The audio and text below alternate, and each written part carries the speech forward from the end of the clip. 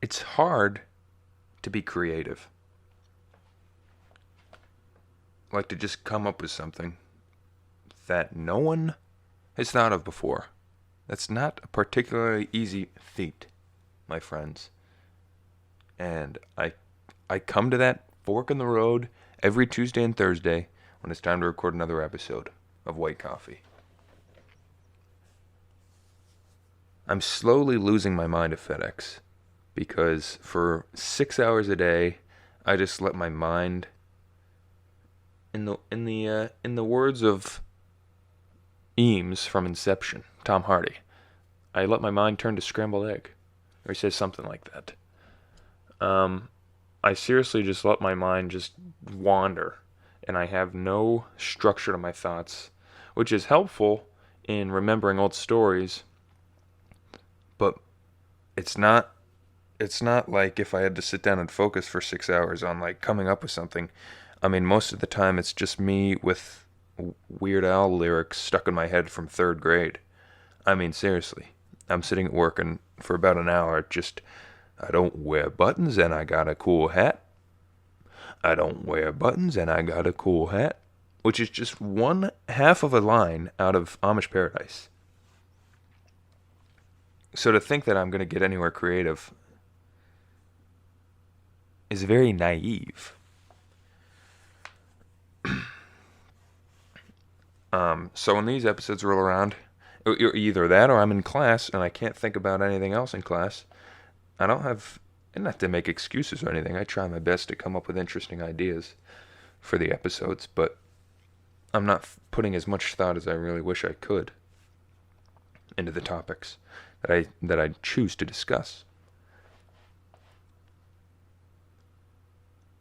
But yeah, it's very hard to be creative. And I think that you can't learn to be creative either. I mean, of course, there's ways to trim the fat on your creativity. You know, you can get better at realizing what's a good idea and what's not. But I don't think there's a way to just one day learn how to be creative. It's something you're born with, and if you're not already creative, I got bad news for you, buddy. You're not going to be. Which, that's alright. Not everyone has to be creative. Like we were talking about in the yearbook episode. Well, I was talking about it, and none of you are here. You're just listening. Like the yearbook episode, when we have to just pretend that everyone's the same. It's alright that you're not creative. The idea that everyone should be creative, then what's the point of art or movie? If every single person could have written Shawshank and directed it, the Shawshank Redemption, that is, or Jaws, or Star Wars, if everyone could have done that, then no one would go see it at the theater. That's why you don't see any movies of people just washing the dishes and going to the bathroom. Because it takes a specific type of person to be able to come up with these ideas, and it's impressive when we watch Jaws, or we watch Shawshank, or The Dark Knight, and realize, oh, I'm watching this in awe. This is awesome. Side note, I wish we used the word awesome more in the terms of it filled me with awe. Like even something terrible, like a tragic fire burning down a house, and you could say that fire was awesome. But then someone just go, "Oh, really? It was awesome. You love when people die." Go, no, it wasn't. It wasn't cool that people died, but it filled me with awe. Another side note about that prefix is the word awesome means like great, but the word awful means like terrible. But you think that awful would be full of awe. That's beside the point. But yeah, you go to these movies, and the reason we pay so much and we're impressed by these movies and we see them in IMAX is because not everyone is able to do this. That's why it's so impressive to see someone who got it right and someone that knows exactly what they're doing.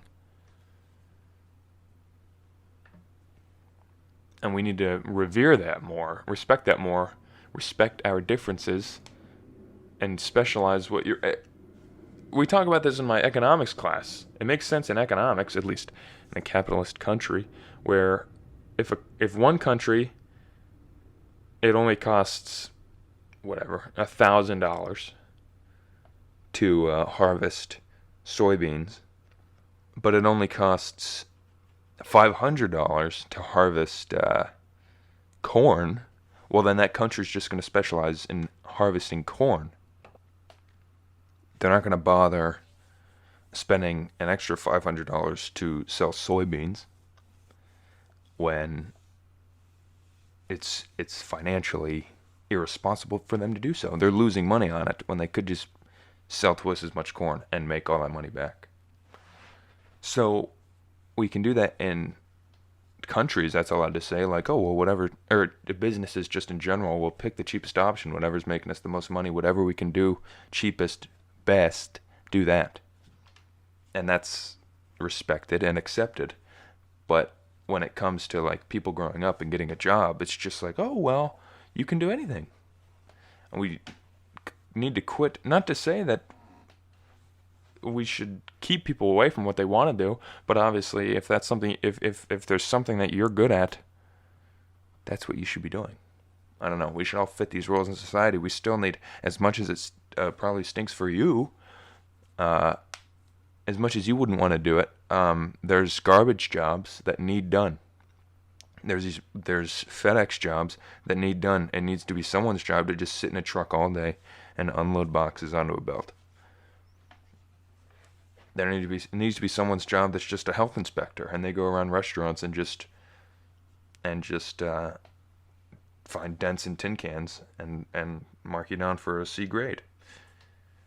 As much as you couldn't see yourself doing that, there's so many jobs like that you don't really think of. I mean, health inspector's obvious, FedEx is maybe obvious, but just like people don't realize that there are people doing these jobs because they would think, well, I would never want to do that.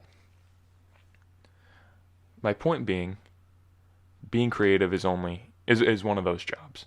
And not everyone can be creative, and a lot of people think that sucks because being creative is cool, right? Well, I guess it's cool, yeah. And not even to say that I'm creative. Like I said, I have to sit and think, and I'm just going off the fly here, trying to come up with an episode. But yeah, being creative isn't for everyone. I remember talking to my granny about going to college for writing, and she was just like, I can't remember the exact conversation, but I just basically told her, like, you can't teach someone how to be funny. You just have to be funny. And like I said in the beginning, there's ways to hone in that trait to be able to perfect being funny. But you can't just go from not being funny to just sitting and learning and then now you're just funny, which is all right. Not everyone's supposed to be funny. That's what makes it so valuable. I realized I like taking pictures. I bought a camera back in my junior year of high school because I thought I was going to make movies, which I ended up making a half of one, but never finished it. It's still in production, technically. But either way, I spent a hefty sum on this nice Canon DSLR camera. But I still use it to take pictures and everything, and I realized how much more I want to get into photography just because it's fun. It's cool to have like posters on my wall. And I try to think about like, oh, what would be a cool picture? What would be a cool picture? Oh, maybe if I pose these nicely and I move my desk around and what if I had half a bag of Chex Mix on my desk and then I had like half the bag spilled out and it spelled out a word. That would be cool, right? Yeah, no, it wouldn't be cool. It would not be cool. I don't know, at least my taste in pictures is just supposed to be, that's just very candid, like I'm supposed to be sneaking, taking a picture, like I just want to capture this moment. I don't want to stage anything. I want to use photography for just as if I'm not holding a camera at all. Pretend I'm not even here. Just keep doing what you're doing. My favorite pictures are the ones I just kind of get by accident that I've printed out and stuff. One time I was in Warren, Pennsylvania. Favorite little quaint town up near Erie. Driving into town, and there's this downtown section, and I always wanted a picture of it, so I put my phone at the car window where we were driving by and just took like 2 random pictures. Yeah, no big deal. They were no big deal. I knew they worked right. They worked all right. But they were not. I didn't think they were anything special until a couple weeks later, a month or so had passed, and I just went or like looked back at the pictures on my phone, and it kind of hit me like this picture of downtown Warren on my phone is the most incredible picture I've ever taken, and it is by far in my top 2 favorite pictures of all time. And in fact, I printed it out onto a 24 by 36 canvas that is now sitting in my bedroom on my wall. And it was just on my phone, and it's somehow not blurry at all. I took it out of a car window, and it just is perfect. I just blew a chef's kiss. It's perfect. Similarly, I was camping with my cousin. Is it camping? If it's like, I don't know, whatever a yurt is. I was in a cabin with my cousin, my aunt, uncle, and cousins, and we woke up for the weekend. We were at Chapman Dam, and me and my cousin woke up early to go fishing, and there was this dock on the dam. So he was fishing off the dock. But on the dock, at the end of the dock, there was a sign that said, "No fishing from dock." So I thought, this is a perfect picture. There's this dock. My cousin's standing at the end of it with a fishing pole into the water, and right next to me is a sign that says, "No fishing from dock." So I framed it up all nice, and took a photograph. I don't know. I mean, not to say earlier, like, go pretend I'm not even here. Like, I like staging it. Like, I purposely put thought into how I frame the picture. But I'm not like, "Hey, Colin, make sure you smile." It's like, no, that's stupid. I just want to capture, like, hey, keep doing your own thing. Pretend I'm not even here. I'm gonna put the work in, make sure everything's centered, and that it doesn't look like I'm not gonna have my thumb over the camera or something like that. But pretend I'm not even here. So I realized with pictures, at least creatively, my favorite pictures are the ones that I kind of just take by accident. Like the one out of the car window was a complete accident. Well, not completely. I knew I wanted to take a picture, but I didn't intend for it to be incredible. It just ended up being one of my favorite pictures. Same with the fishing one. Like, of course, I put thought into how I wanted it framed, but when I took the picture, I didn't realize how impressive it was going to be and how big of a deal it was to me. Like how it's probably my favorite picture of all time, and that's from like 3 years ago. And I mean, I knew at the time it was good, but it wasn't until now that I finally printed it out on like a 10 by 15 page. Or I got that was one of the posters I ordered. I mean, that's been 3 years now, at least. Maybe 3.5. Regardless, I'm just saying. My favorite ones are the ones I don't really think about. There's plenty of pictures that I had to take for like my photography class in high school, where he's like, "All right, now go home and make sure you use leading lines or the third technique." And I had to put thought into these pictures, but they were all just fake. Like, they were fake creative, where I tried to use it like a math problem, where I'm like, well, you have to put it in the third of the frame, so if I put this here, then it should be good, right? And I can look back at all these pictures. I had to take 10 a week for whatever, 9 weeks. And each week was like a special thing, like make sure you take pictures with leading lines, and now take pictures where there's repetition, and now take pictures of textures. And it was all like helpful creatively. Like, that's kind of what I'm talking about earlier, where I'm saying you can hone it in, like you can perfect your creativity. Now I've added that to my canon in a sense of being like what I am able to use creatively. Now I think about textures, and I think about repetition and how important they are. But when I have to when I have to force it and take pictures of leading lines and just kind of, for lack of a better term, like half-ass my way through these pictures and just know I need a grade for them, like I don't put any thought into them, or I put too much thought into them, where I'm like, well, here's leading lines.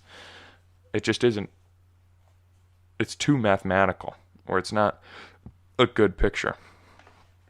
And that's the same thing with being funny. Like, there's plenty of times where you can think about how a joke, if you just think about why a joke is funny, well, there's a setup, and then there's a punchline, or maybe there's a bait and switch where the guy wants you to think about this, and then all of a sudden he pulls the rug out from under you, and then that's the joke, is the thing you weren't expecting.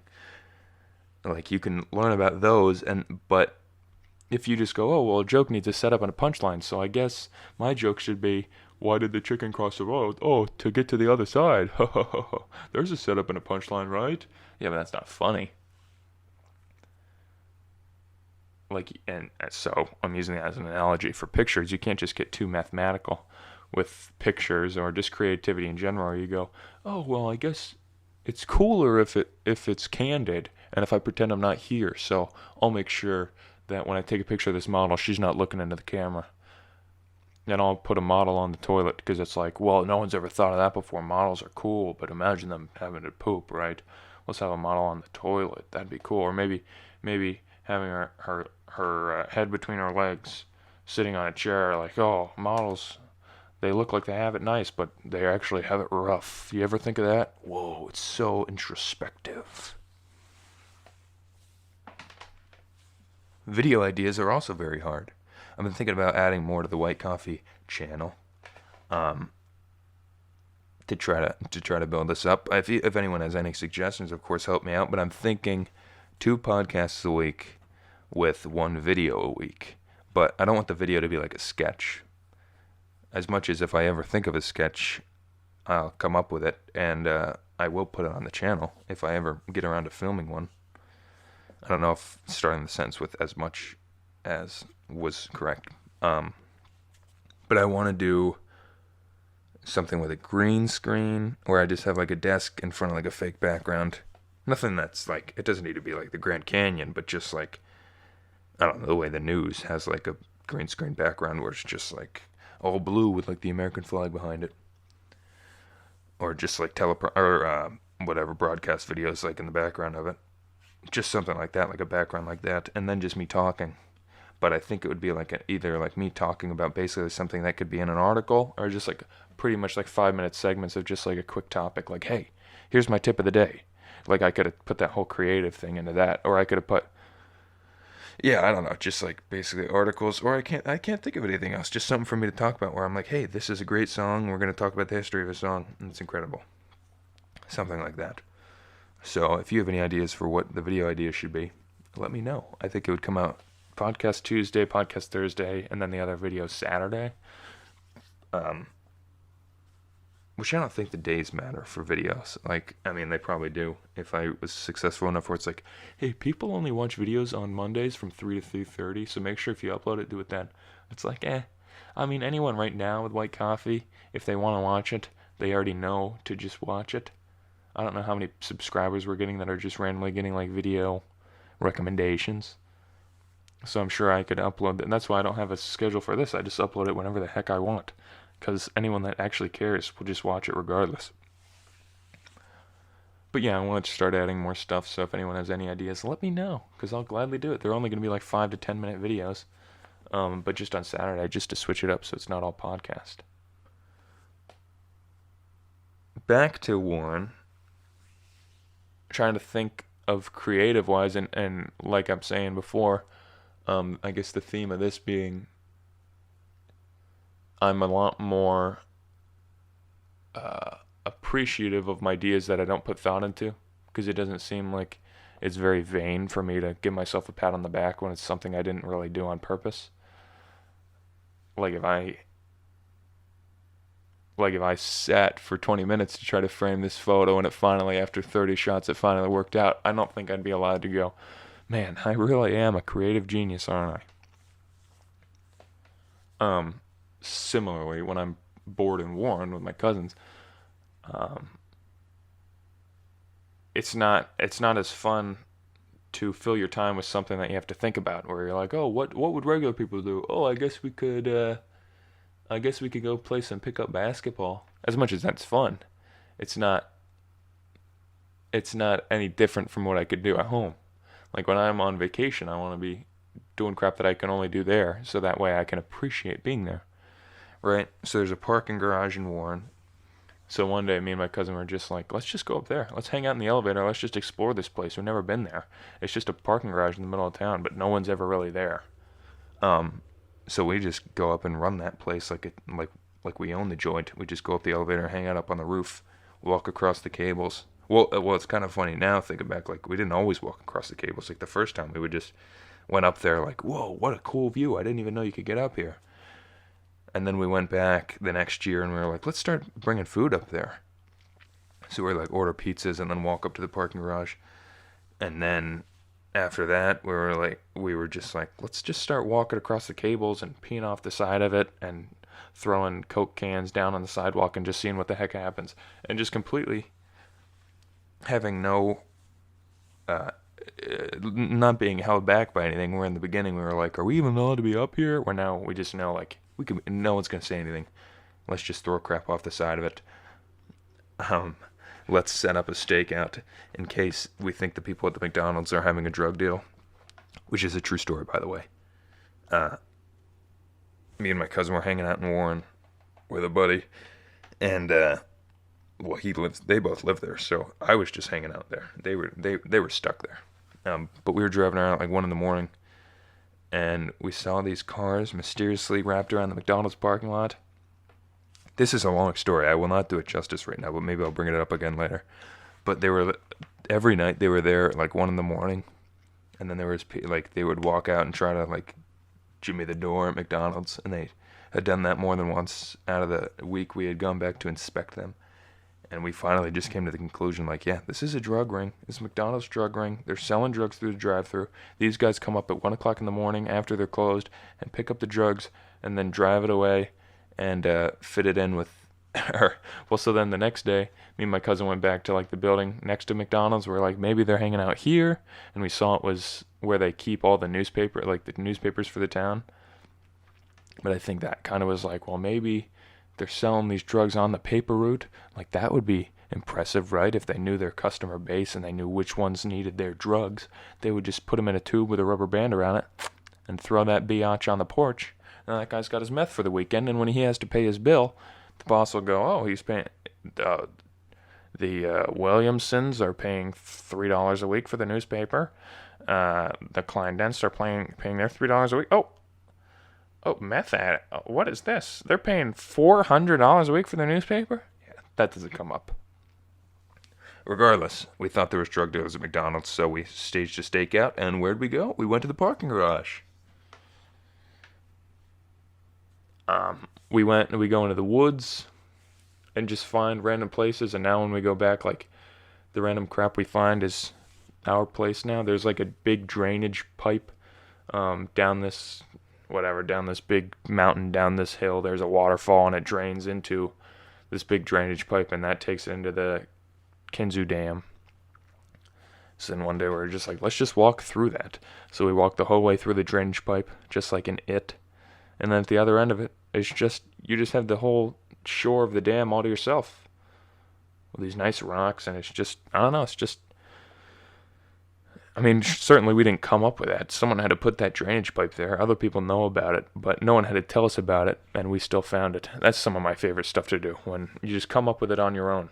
Like, in the parking garage, that's not necessarily a fun thing to do, if you really had to think about it. But it's just cool that that's our thing to do. You know what I mean? So be creative. And even though it's hard, and not everyone can do it, you can still try to do it.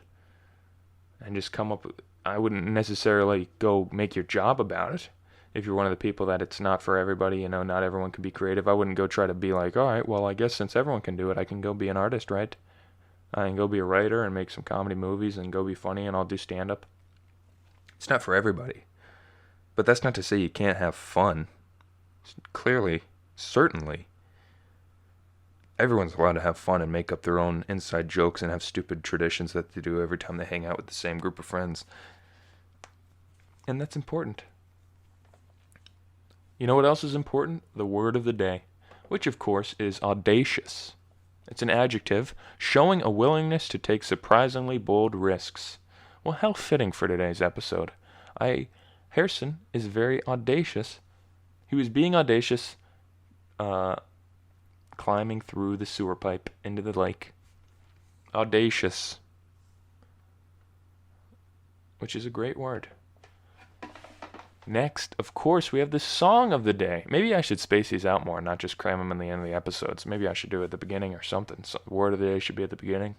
Then I should fit it into the podcast. Whatever. That's too behind the scenes. Maybe I'll work that into next week. Song of the day is from the band The Replacements. I highly recommend them to anybody. Their first album is a punk album, and then they start getting slowly into more pop, which is alright, pop, punk, whatever, rock and roll, basically. Paul Westerberg, I think, was the one who liked, I don't know, the band was very fluid, just kind of going wherever the, I don't know much about The Replacements. They slowly got into rock. I think the guitar player was, sick of it and wanted to play more punk. Regardless, this is a great song from their album, Let It Be, not to be confused with the Beatles. This is Let It Be. This song is called Androgynous. It's about a man that dresses like a woman and a woman that dresses like a man, and in their own way, or from the outside, yeah, they're weird, but to them in their life, they're just as normal as everybody else. And I'm only going to play the first 3 seconds because it's a piano part that I really, really like. But of course, my job here is just to stimulate you, right? I guess. If this song captures your attention, you go out and listen to it yourself. I'm not here to play the whole thing through the mic.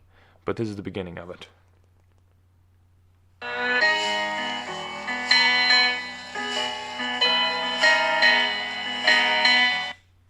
That's it.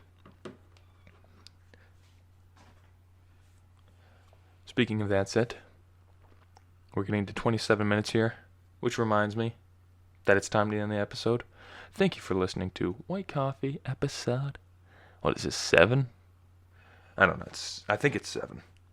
If it's not, I don't care. But I'm pretty sure it is, because I'm a genius. Regardless, thank you for listening. I'll be back on Thursday. Goodbye.